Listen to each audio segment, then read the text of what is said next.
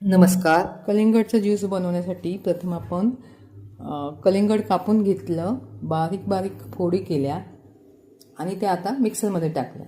जेव्हा आपण कलिंगडच्या बारीक बारीक फोडी केल्या तेव्हा कलिंगडमध्ये ज्या बिया असतात त्या काट्याच्या चमच्याच्या साहाय्याने बाजूला केल्या. एकसुद्धा बी त्याच्यामध्ये गेली नाही पाहिजे, नाही तर ज्यूसचा टेस्ट बदलते. नंतर त्याच्यात मीठ, साखर टाकायची, मिक्सरमध्ये चांगला फिरून घ्यायचा आणि गाळणीने गाळून घ्यायचा. त्याचा थोडा पल्प वर राहतो आणि पूर्ण ज्यूस खाली येतो. नंतर तो फ्रीजमध्ये ठेवून थंड झाल्यावर प्यायचा. अतिशय सुंदर टेस्टी हा ज्यूस लागतो.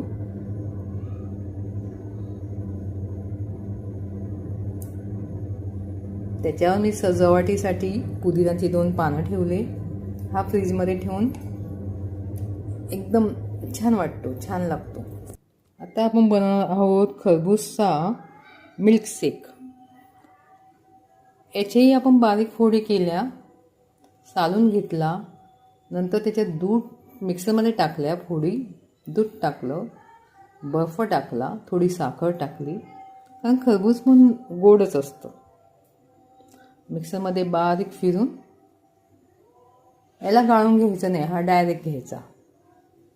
त्याच्यावर बदाम पिस्ताचा थोडासा किस टाकला. हाही फ्रीजमध्ये थंड केल्यावरच घ्या, अतिशय उत्तम लागतो. आता आपण गुळाचा रस करणार आहोत. त्यासाठी मी गूळ भिजत ठेवला वाटीमध्ये अर्धा तास. पाववाटी गूळ घेतला, पुदिन्याची पानं टाकले, थोडंसं आलं टाकलं. आलं धुवून स्वच्छ त्याची साल काढून कापून त्याचे बारीक तुकडे करून टाका. थोडं मीठ टाकलं, साखर टाकली, थोडंसं लिंबू पिळलं, बर्फ टाकला आणि आता हा थोडं अजून पाणी टाकून हा मिक्सरमध्ये फिरून घ्या.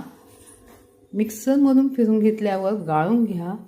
हा आपल्याला अगदी उसाच्या रसासारखा दिसतो, त्याची टेस्टही जवळजवळ उसाच्या रसासारखी येते. हाही तुम्ही फ्रीजमध्ये ठेवून थंड करून प्या, अतिशय उत्तम लागतो. असे पौष्टिक सरबत अवश्य करा आणि आस्वाद घ्या. व्हिडिओ आवडल्यास लाईक, शेअर, सबस्क्राईब करा. धन्यवाद.